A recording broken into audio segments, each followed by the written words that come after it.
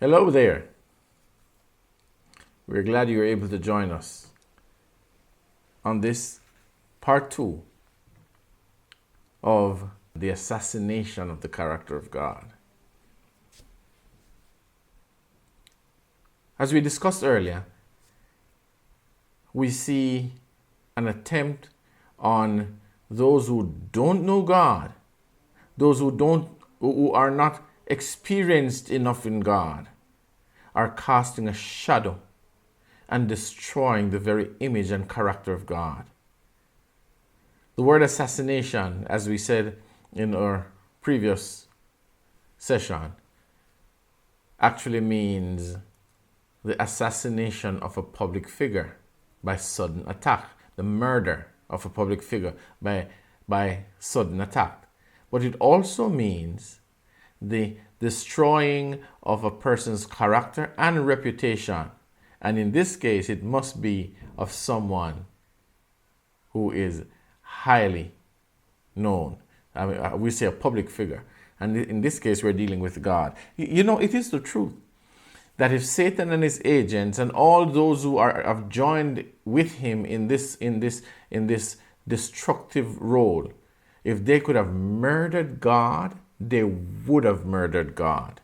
But because that is impossible, the only thing that they can do is begin to spread, to malign the character of God, and to spread rumors and falsehood about God.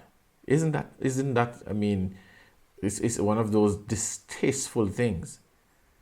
And so that's what we want to continue looking at, this assassination attempt and what is being done to the name of God by those who have no knowledge of God. And you can know just by what you hear them say about God. You can know that. And I'll show you another thing. I'll show you another perspective.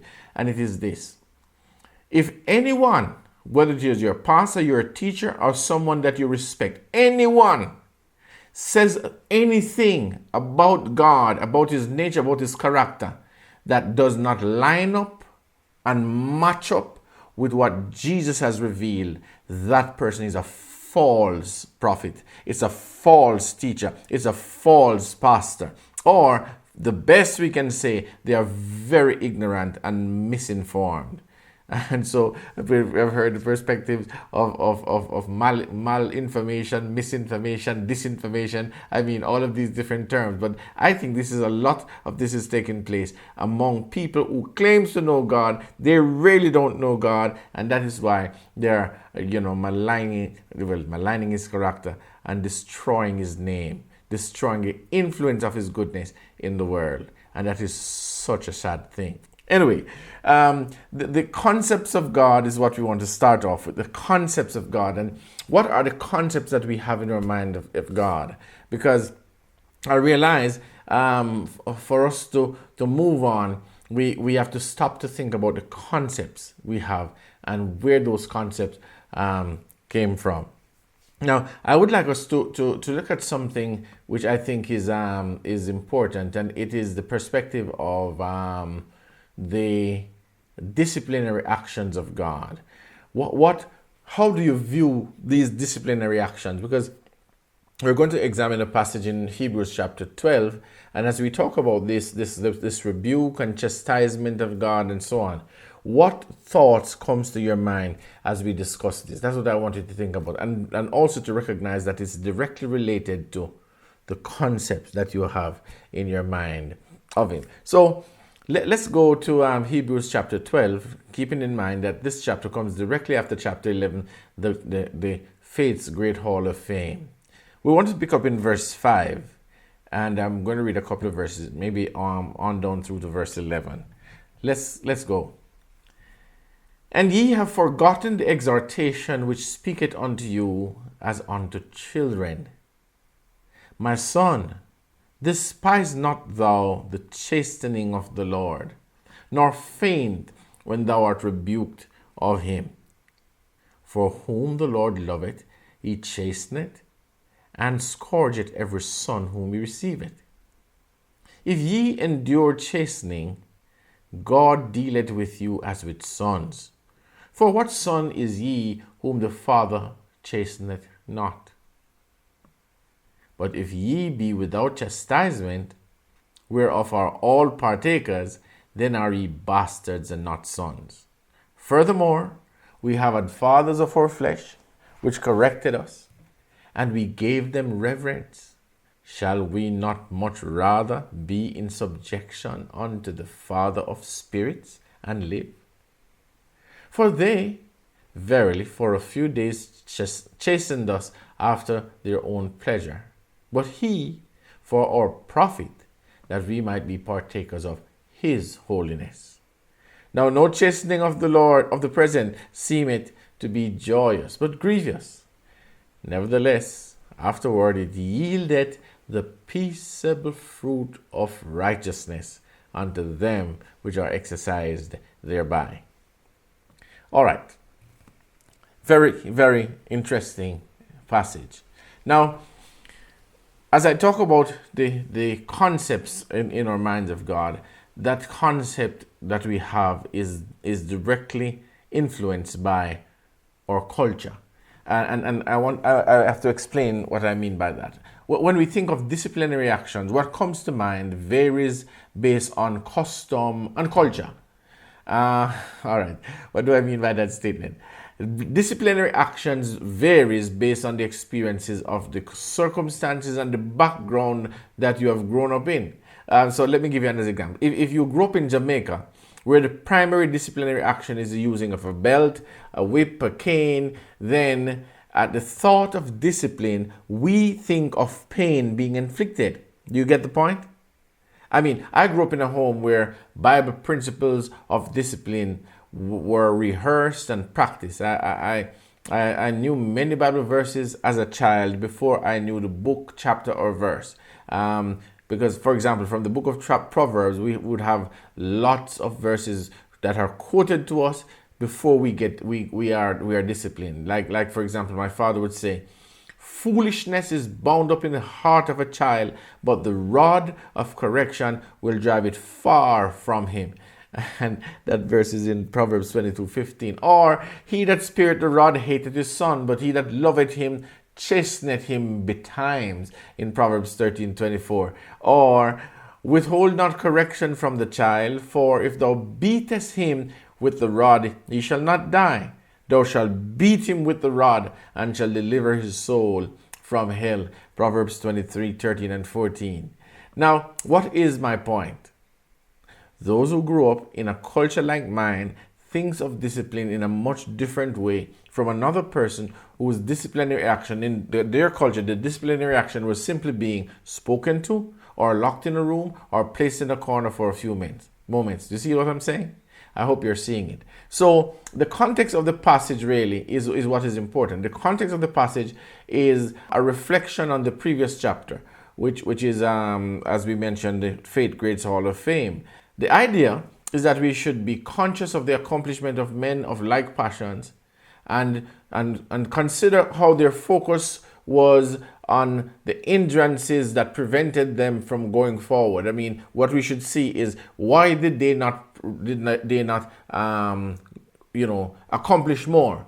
They accomplished a great deal by faith, but the passage is simply saying, I mean, and especially the latter part of the previous chapter was saying that we were given something greater. We were given power that was greater than theirs. And the power that we were given was the Spirit of the living God. So I want you to see that, like Paul starts out in verse 1 of this chapter 12, and he talks about, having this great cloud of witness.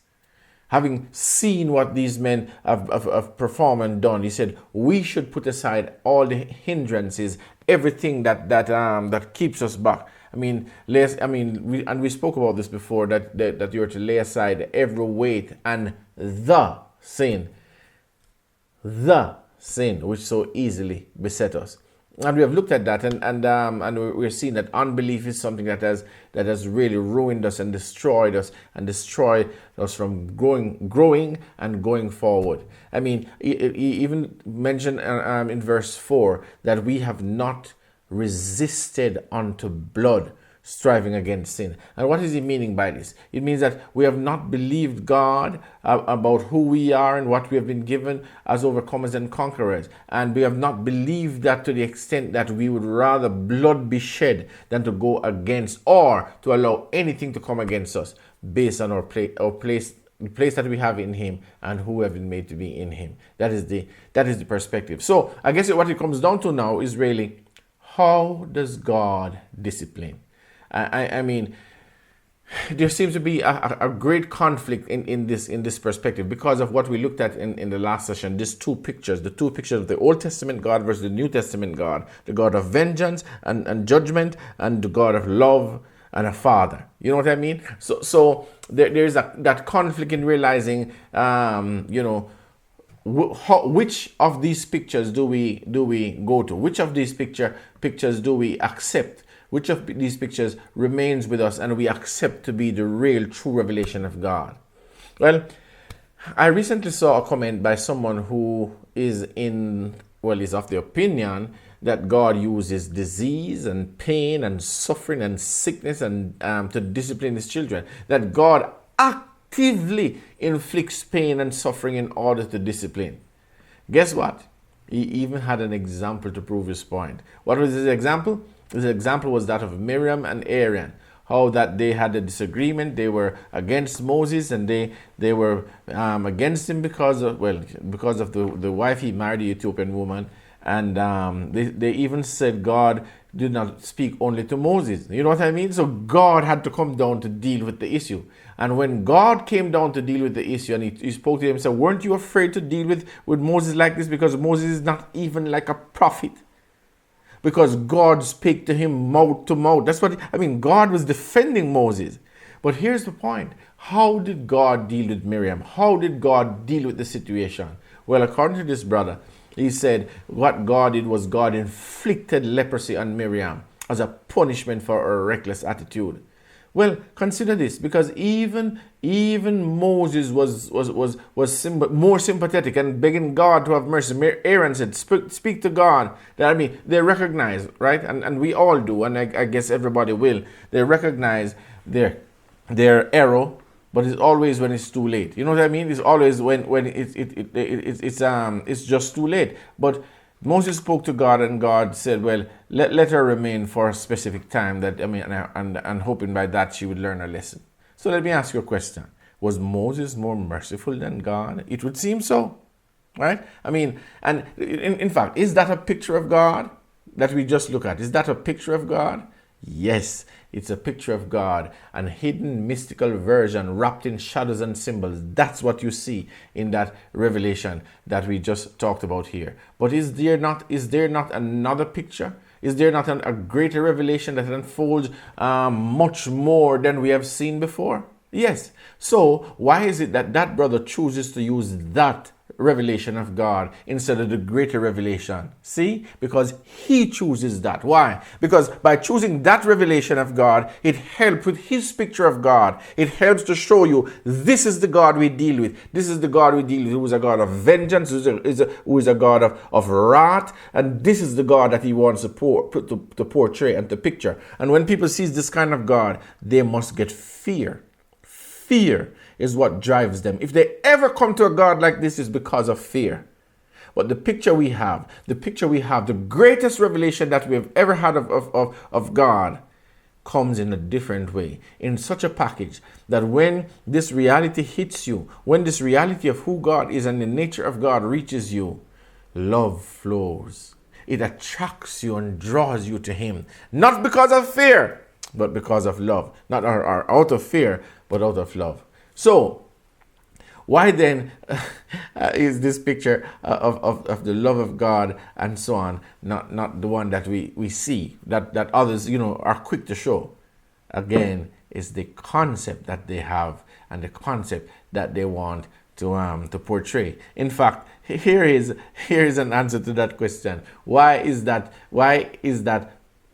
picture not shown? I'll show you why. Jesus answers this question. And he answers this question in John chapter 3. Let's go ahead and take a look at what he says here about this. John 3:19.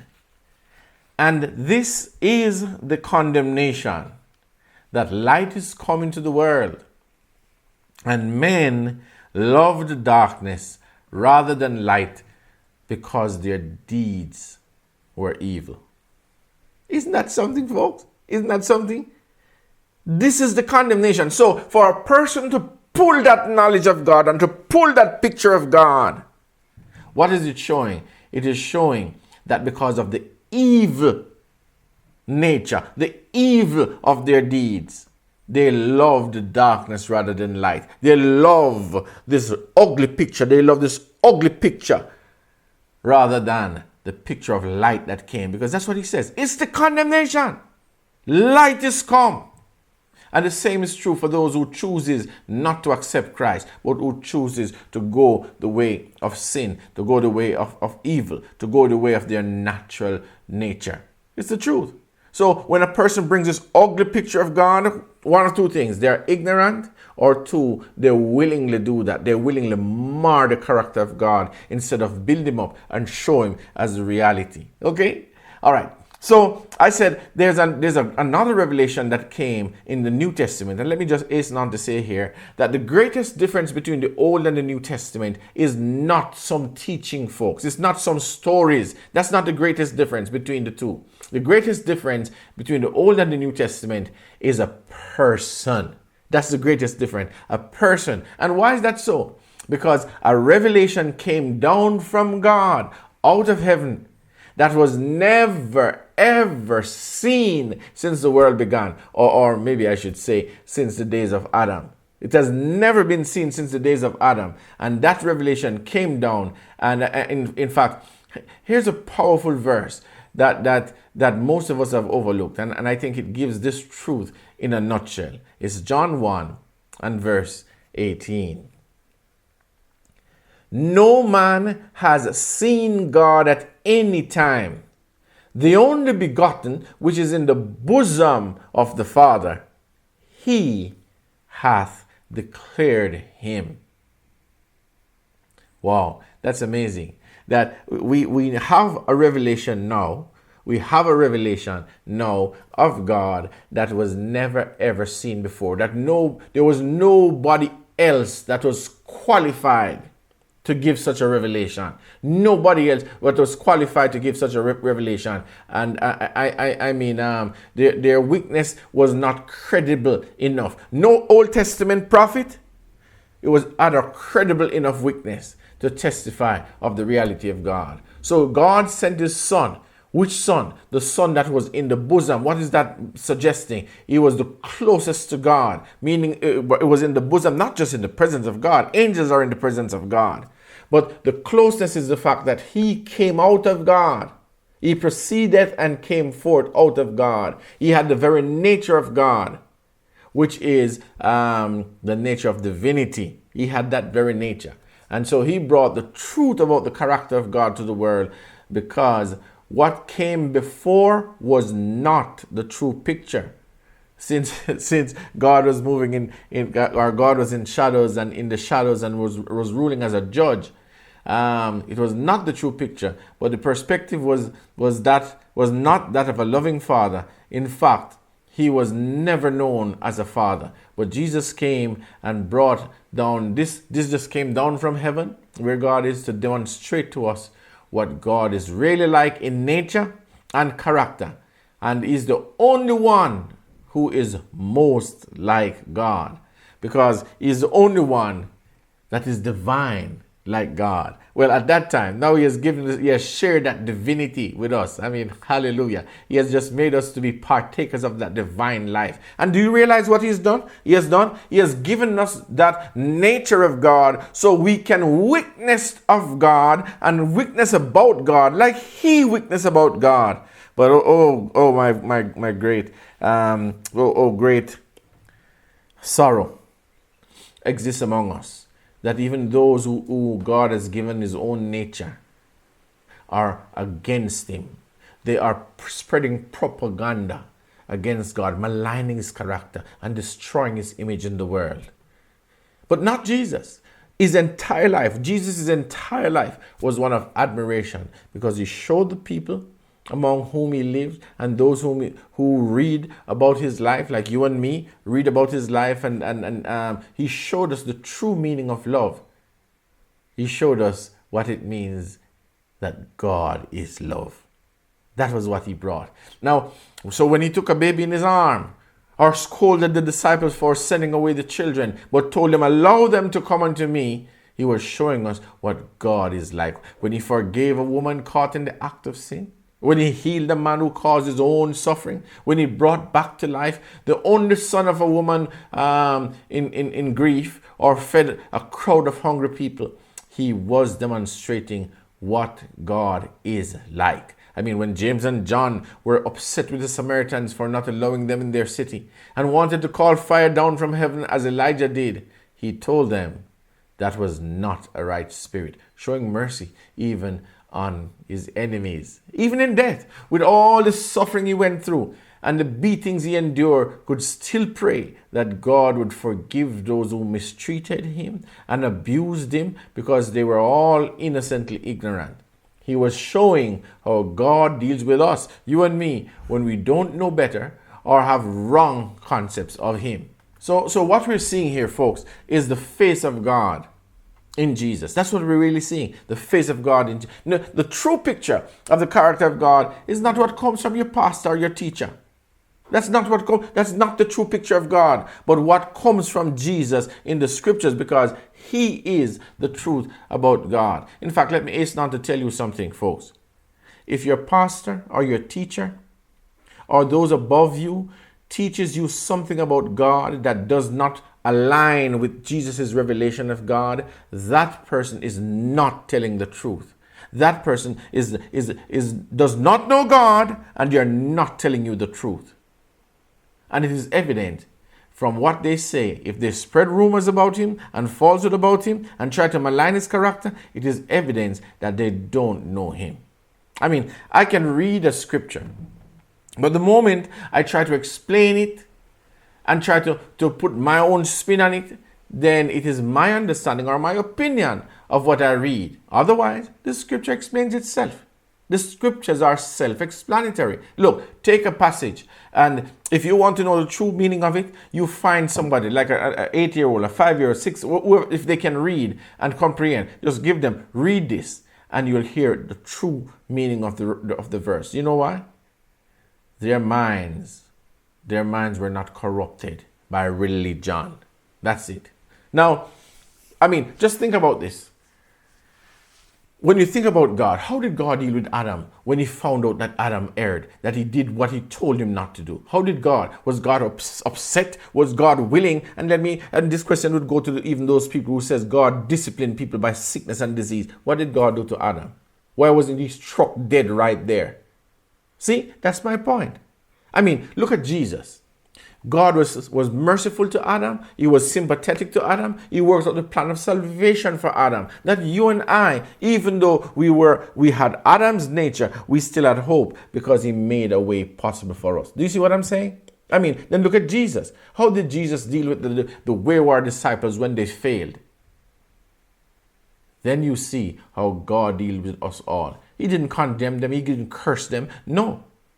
Once we get a glimpse of this reality, it is easy to understand that all the chastising and rebuke of God is to lovingly entreat us to trust him. I mean, if you're looking back at that passage, remember what it says. It says that when God rebukes and chastises and chastens, he says that the fruit of that chastening and rebuke of God yields the peaceable fruit of righteousness. That's what it says. Look at that. So how can God be harsh or hagoneering, and if there's just a word, and gives us all of these, if what it yields, if it's discipline and rebuke yields the peaceable fruit of righteousness? Just think about it and you'll realize that it's not true. The rebuke of God towards his children is never to punish us with pain and disease and sickness and sorrow, but to elevate us beyond the realm of these things, to let us know that these things, we have power over these things, to elevate us above that to the very, very presence of God.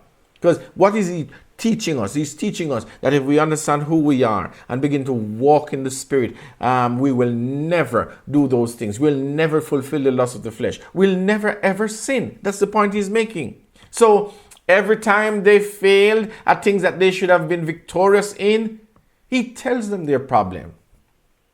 And what was the problem? Little faith, doubt, unbelief. He tells them every time that they failed. Was it to condemn them? No, friends. It was to encourage them to press on to the goal of complete confidence in the power of God and the name of Jesus Christ. Every time we fail to get a prayer answered, what is the lesson we are being taught? You see, is the lesson teaching us to keep on praying? Of course, that's what the lesson is. Keep on praying. Never stop until you see the reality. But instead, what happens is that we start having feeling of remorse and regret, and we start blaming God and swearing at him and saying things like, I will never pray again. I will never pray again. And why do we do all of this? Because we are hurt, wounded, and offended. That's the reason. And because we're hurt, wounded, and offended, we end up in this place. Now, why would we do that? Why do we do the things the people around us, why do we do it? Why do we begin to assassinate the character of God, tearing him down, painting him as some egotistic, partial being who has favorites? Why do we do that? Well, look at what we do next. We do it in a mild way. We don't do it like that. Here's how we do it. We say, God is sovereign and we don't know his will in the matter. So the effect is the same. Whether you're harsh and you do, the effect is the same. What is the effect? It's the same. What is it? We cannot trust God to honor his promises.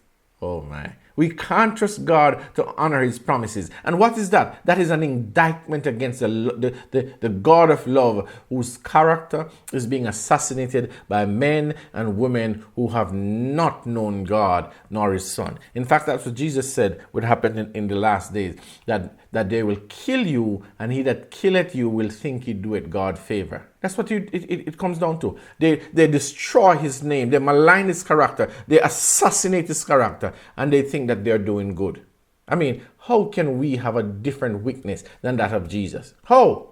How is it even possible that we can have such a witness of God if Jesus said something different? I mean, do we know the Father better than Jesus does? Do we know the Father better than he which came down and came from the very bosom of God? And it would seem that way. It would seem that when you examine the people who talks, when you examine the people who knows that this must be God's will, it must be that they have a greater revelation than Jesus. Because this is not what Jesus says. This is not the revelation that he brings. Why do we call God a liar and then teach others to do the same? But I'm not doing, come on, that's what you're doing. Because if God promises something, if God says that he's faithful to perform that which he promised, and you said that he can't, and you said that he doesn't choose to, or you said that he doesn't will to, what are you doing? You are calling God a liar. And what are you doing? You are teaching the people in your congregation to do the very same thing, to call God a liar. And guess what? We're at the place now that we don't even know what to expect from God. We don't know.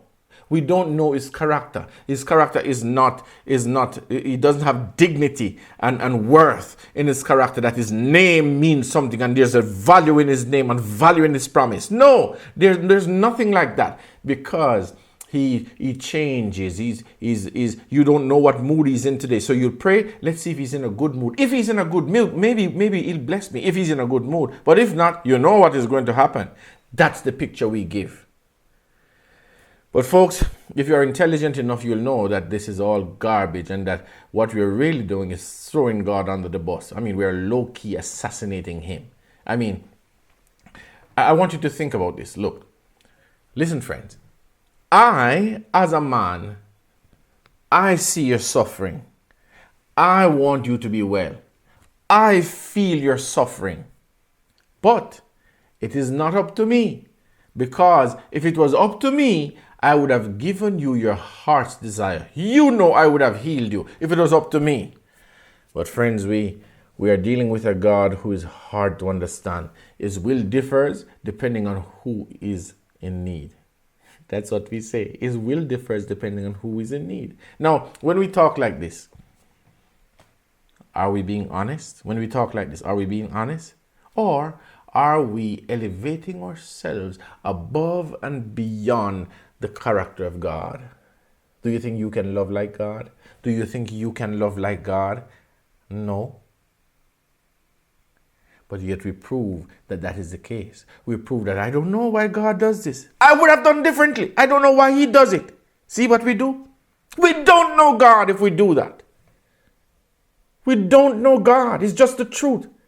And all we need to do, folks, is to stop and listen. I mean, listen to the one who says he came to read, who knew God best. Look at what he had to say here in this passage. Here's what he said. If a son shall ask bread of any one of you, that is a father, will he give him a stone? Or if he ask a fish, will he for a fish give him a serpent? Or if he ask an egg, will he offer him a scorpion? If ye then, being evil, know how to give good gifts unto your children, how much more shall your heavenly Father give the Holy Spirit to them that ask him? Luke 11:10-13. In the book of Mark, he says, how much more is he willing to give good gifts to them that ask? Was Jesus lying when he said these things, folks? Friends, are we accusing Jesus of having a forked tongue? No, we cannot. Why then is our assessment, why then is our revelation of God different from that of Jesus? It is obvious. Jesus knew God and we don't. If our testimony about God is different from the testimony that Jesus gave, somebody is lying, and it cannot be Jesus. It must be us. You see the point I'm making? So look, folks, I just realized that we have too much respect for our pastors and our teachers to tell them the truth. Is that what it has come down to? So where are we? What are we now? Are we not individuals before God anymore? Is God judging us based on our group and our association? Is God judging us based on our membership in some organization? Come on. What are we saying?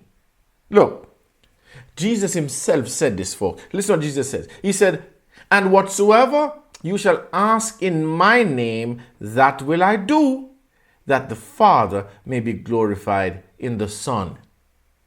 If you shall ask anything in my name, I will do it. John 14:13-14. Can we trust him based on his promises? Or is our pastor and our teacher more trustworthy than Jesus? Would you rather believe your pastor? Would you rather believe your teacher? Would you rather believe somebody who is talking to you from no experience at all than listen to God? The Son of God that brings the full and final revelation? Impossible.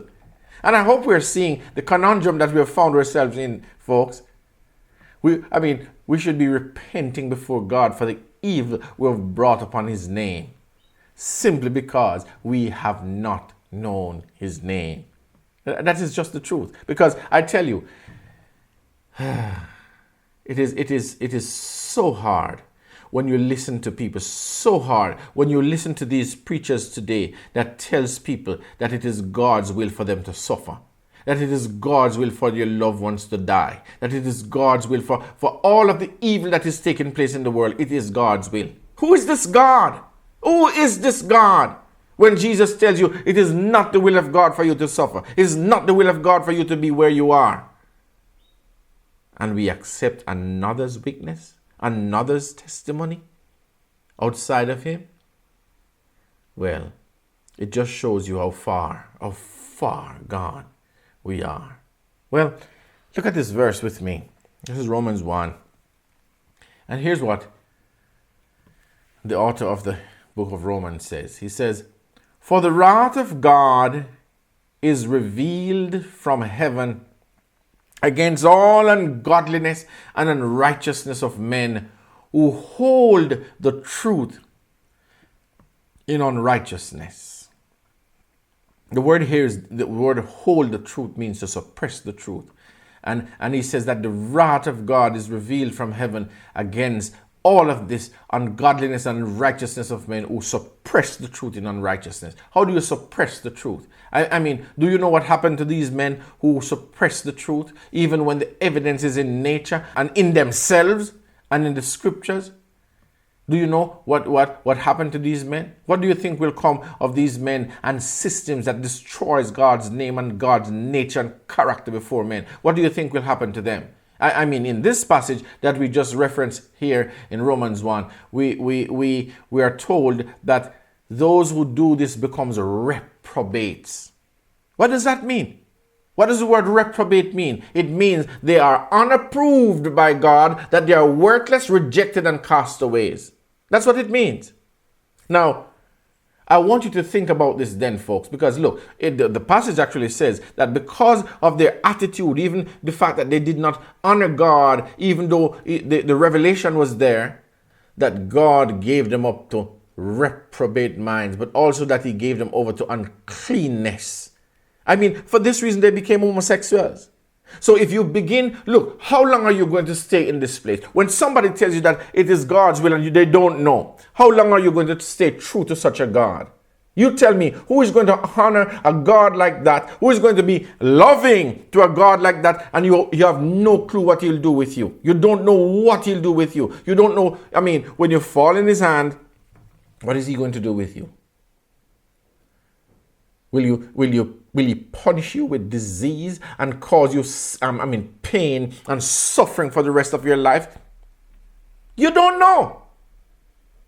You don't know. And you can only say, Lord, I'm at your mercy. With a person like that, is there even mercy? What is mercy? Come on, there's no mercy.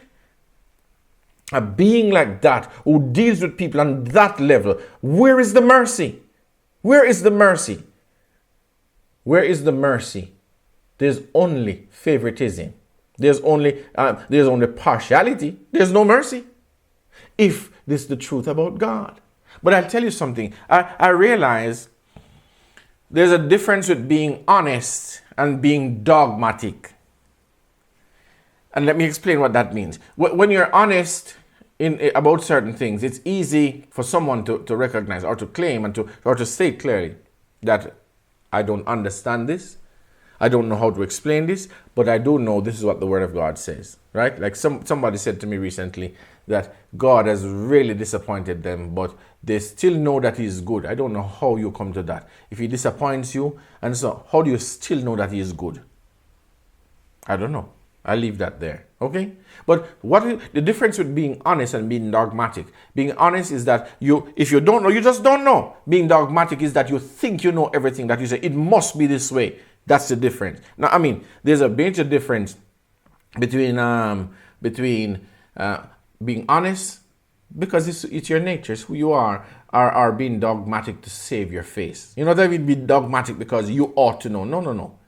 I will be the first to confess that I believe in speaking in tongues because I see it clearly taught in the scriptures. But I also am honest enough to tell you I don't fully understand how it works.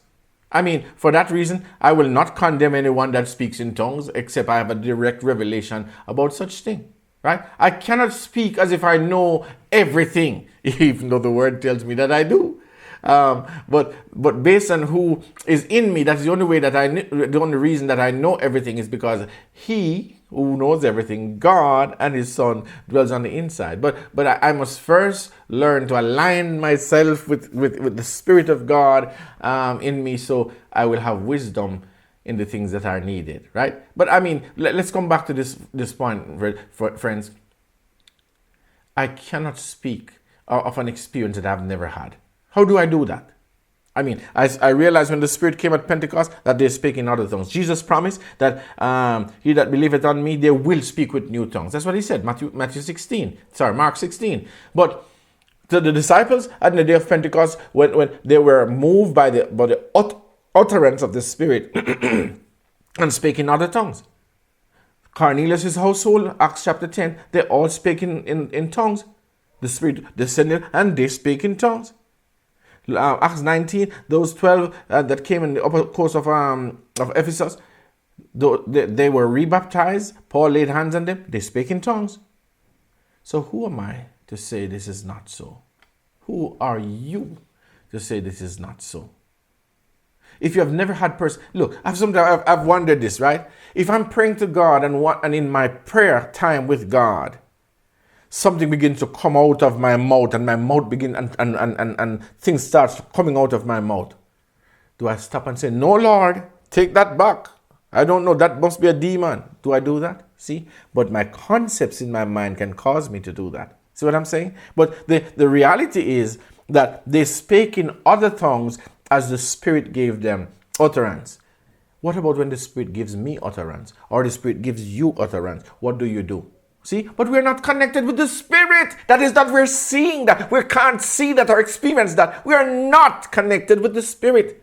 What we're connected with is doctrines. What we're connected with is with men who tell you their experience, which is not really the experience of the Spirit of God. No, it's the experience of the fact that I have tried it and it doesn't work, so that means it doesn't work. That's the experience. I tried it, I failed it, I failed miserably, so it cannot mean that. Folks, I have failed many times over, but I've had enough experience, I've seen enough victories that to make me know it is possible. And that is why I keep going after what is possible. That is why, like I said in Philippians, I forget those things which are behind me. This is my motto. And reaching forth into those things which are before me, I press towards the mark of the high calling of God in Christ Jesus. I heard two different testimonies, two different people testifying of something that happened to them personally. And someone that was there when the testimonies were being told, they were saying that's not possible because that is not how God works. I was astonished at that because if I have a testimony, then that is mine, regardless of your thoughts or belief. It never happened to you, it happened to me. So who are you to tell me this is not how it is? It is how it is because it is my experience, is what I'm saying. So folks, I'm telling you, Jesus pulled these people out of these congregation and these hive mind system and brought them to him that they would personally have a relationship with God, because that's what he's dealing with. He's dealing with you one-on-one. He's not dealing with you by crowds. Like I would say to my wife, my love, this is something that we both have to have individually, because we're not called together as a family. So my wife and we're here to assist each other, help each other, encourage each other, but we are called individually. That's the point, right? And so I'm just showing, and I use this session. I'm using this session to just show you how the character of God is maligned, and there's nobody to defend that character of God. Why? Because it's all about your experience, and if you have not had the experience that you should have, then you can't testify. Is what I'm saying? No. Let me take that back. You testify, but you testify in the negative. Because I know people who have had experience. And what is their testimony? It doesn't work. Why? Because I tried it and it doesn't work. So it means that God is a liar. It means Jesus is a liar. It means Jesus cannot give us the reality because my experience differs from his. Do you see the point? Do you see where we are? Do you understand why darkness is in the world and gross darkness is covering the people? Do you understand why? Because there's no light. So who's going to be the light? Is it me? Or is it him that is always the light? Who is going to shine in me? Is it my own self or is it him? So why do we still call him liar? Why do we still say that he's not truthful? Why do we still say that we can't understand it? Why do we still say it is just left up to his will? Didn't Jesus elevate us to the place of understanding his will, that his will is always the same, that his will never changes, that he wills for us? Well, for example, John says, "Beloved, I wish above all things that you'll prosper and be in health, even as your soul prospereth." But look at this. What is the experience around you today? Most people are not prospering. Their physical life is not prospering, right? And he says, I want you to prosper as your soul prospers. But the truth is, if our soul is not even prospering, how are we going to prosper? We should prosper and be in health, which means your soul, your spirit is to have a greater experience than you are having in the world. So you can compare. He wants your health to be like your spiritual health. But if your spiritual health is faulty and disease and sick, and if your spiritual health is in depression, how can your physical health be any different? You see what I'm saying? I mean, Jesus himself made it clear, folks, that what he came. I mean, we could have looked at this, and maybe we'll do that in the next session. But he talks about the perspective of, you have heard it said. And what was he talking about? You have heard it said, but I say. What is he dealing with? Is he not showing you a difference in understanding? That you have heard it said, but I am saying, which brings you a different light. It gives you a different perspective. That's what I see. So, folks, if we don't know, if I don't know about certain things, I will tell you straight, and I shut my mouth if I don't know. If I know, I'm going to tell you, this is what I know. I know that God is love. I know that it is the will of God that every man be saved. I know it is the will of God for every sick to be healed. I know it is the will of God for the entire world to see the light of the gospel in the face of Jesus.